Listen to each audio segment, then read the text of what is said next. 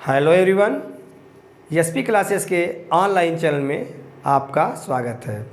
इसके पहले वाले लेक्चर में आप लोगों ने अभ्यास 4B का फर्स्ट क्वेश्चन देखा था। आज के लेक्चर में आप लोग देखेंगे अभ्यास 4B का सेकंड क्वेश्चन। आइए देखते हैं सेकंड क्वेश्चन क्या कह रहा है। सेकंड क्वेश्चन कह रहा है कि कोई कोण PQR खींचिए, एक किरण QS इस प्रकार खींचिए कि कोण PQS बराबर कोण RQS। करने का मतलब एक कोण टाइप में हमको बनाना है। कोण कैसे बनाएंगे? ऐसे होगा, इस प्रकार से होगा, PQR होना चाहिए। तो देखिए पहले सबसे पहले कैसे खींचेंगे इसको। पहले कोई एक हम आधार खींच लेते हैं, एक रेखाखंड खींच लेते हैं। स्केल का यूज़ करेंगे, स्केल से खींचेंगे। ऐसे एक रेखाखंड खींच लेते हैं,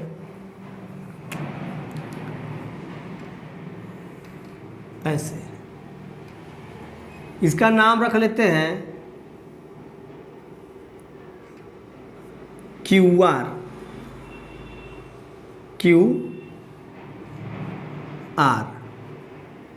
ठीक है। अब देखिए PQR, ये जो मिडिल में दिया रहता है, नाम जो मिडिल में दिया रहता है, यही कोण होता है। जो कोण होता है वो बीच में आना चाहिए। जहाँ दो रेखाओं का झुकाव होता है वहीं पे कोण बनता है। ठीक है। तो आपको इसी बात को समझना है कि एक जो Q बीच में आ रहा है, तो किसी तरह से हम इसको पढ़ेंगे, चाहे इधर से पढ़ें चाहे इधर से पढ़ें, हमारा बीच में Q आना चाहिए, तभी कोण बन पाएगा। तो एक हमको किरण खींचना पड़ेगा। एक तो यहाँ से Q से एक किरण खींच लेंगे, चाहे न्यून कोण बनाती हुई कोई एक रेखा खींच लेंगे, किरण खींच लेंगे न्यून कोण बनाती हुई किसी प्रकार से। चाहे हम डायरेक्ट ऐसे खींच लें, डायरेक्ट नहीं खींचेंगे, ऐसे ही खींच लेते हैं। यहाँ पे कोई भी चाप ले लेंगे, आप कोई भी चाप ले लेंगे और बिंदु Q पर प्रकार रख करके एक चाप ऐसे लगा लेंगे। ठीक है, चाप लगा लेंगे। मान लीजिए QR रेखा को कहीं यहाँ पे कट करता है, इसका नाम रख सकते हैं, नहीं भी रख सकते हैं, कोई दिक्कत नहीं है। फिर जहाँ कट करता है वहीं पे मान लीजिए एक हम ऐसा कोण बना लेते हैं, इस प्रकार से कट मार लेते हैं तो एक कोण बन जाएगा। अब इसको मिलाते हुए हम एक किरण खींच लेंगे, ऐसे ऐसे। इसका नाम क्या रखेंगे? देखिए हमने QS तो QR रख लिया है, अब हमको इसका नाम P रख देंगे। अब इसको पढ़ेंगे तो देखिए मिडिल में हमारा Q आएगा, PQR। ये हमारा एंगल बन गया, यही हमारा क्या हो गया? कोण बन गया। ठीक है। तो इसमें कह रहा है कि QS इस प्रकार लीजिए कि ये जो PQR कोण है दो बराबर भागों में बंटना चाहिए। यहाँ पे लिखा है PQS बराबर कोण RQS, दो बराबर भागों में बढ़ जाना चाहिए। तो इसी को हमको समद्विभाजित करना है, दो बराबर भागों में बांटना है। तो पिछले वाले भी क्वेश्चन में दो बराबर भागों में बांटना कोणों को बताया गया था कि कैसे आप बांट सकते हैं, और इंट्रोडक्शन में भी बताया गया था कि कोणों को किस प्रकार से समद्विभाजित करते हैं। चलिए तो क्या करेंगे, इसको हम दो बराबर भागों में बांटते हैं। कैसे बांटेंगे? तो क्या करेंगे, देखिए प्रकार ले लेंगे, प्रकार की सहायता से जो है इसको करना है। जिसके एक QR जो रेखा हमारा है यहाँ पे मान लीजिए कटा हुआ है, मान लीजिए इसका नाम रख लेते हैं, मान लीजिए X इसका नाम रख लिया हमने। तो अब यहाँ पे हम अपना प्रकार रखेंगे और यहाँ से इसका आधा से अधिक दूरी ले लेंगे, आधा से अधिक दूरी लेकर के चाप एक इधर लगाएंगे ऐसे, और फिर उसी चाप से, चाप कम बेसी नहीं करना है, उस पर चाप रख करके यहाँ पे इधर ले लेंगे। मान लीजिए इसका नाम हमने Y रखा। तो फिगर कैसा बना? देखिए यहाँ से चाप लिया था तो ऐसे, और इधर से चाप लगे लगाया ऐसे। अब ये जो हमारा कट हो जाता है, इसका क्या नाम रख लेते हैं? Z रख लेते हैं। इस बिंदु का नाम Z हो गया, और Q से जो है Z को मिलाती हुई एक रेखा ऐसे हम खींचेंगे। ठीक है। तो ये क्या इसका नाम रखेंगे? यस रख लेंगे। क्यू यस बोला था खींचने के लिए, क्यू यस, इसका नाम हमने यस रख लिया। ठीक है, देखिए ये जो हमारा कोण था पी क्यू आर जो कोण था इसको दो बराबर भागों में बांटा। पहला कोण क्या बता रहा था, पी क्यू यस, एक कोण हो गया इधर ऊपर और दूसरा कोण बता रहा था आर क्यू यस, ये दो बराबर भागों में बढ़ जाएगा। आपको पटरी और प्रकार से बनाना है, हाथ से बनाएंगे तो कम बेसी हो सकता है, प्रकार से आप बनाएंगे तो बिल्कुल कम बेसी नहीं होगा, एकदम एग्जैक्ट आएगा। तो इसी प्रकार से सबसे पहले हमने क्या बताया था कि क्यू आर एक रेखाखंड खींच लेंगे।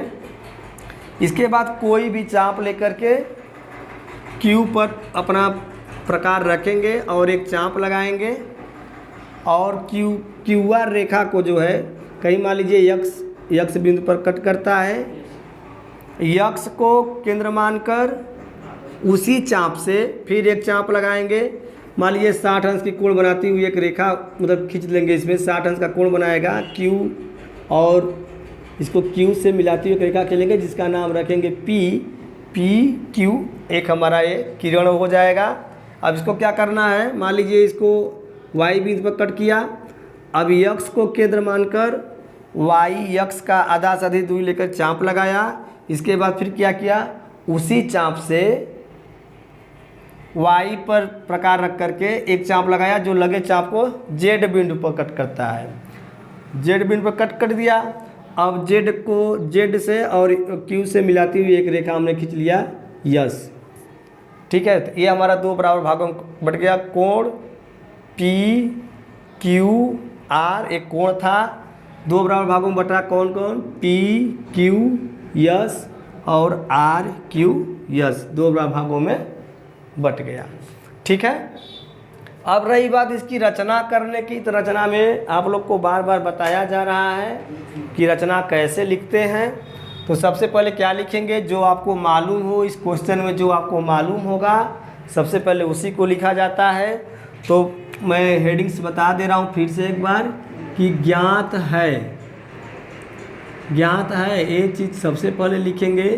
क्या मालूम था, कोण पी क्यू आर, तो यहाँ पे लिख लेंगे कोण पी क्यू आर। इसके बाद रचना करनी है, रचना करनी है।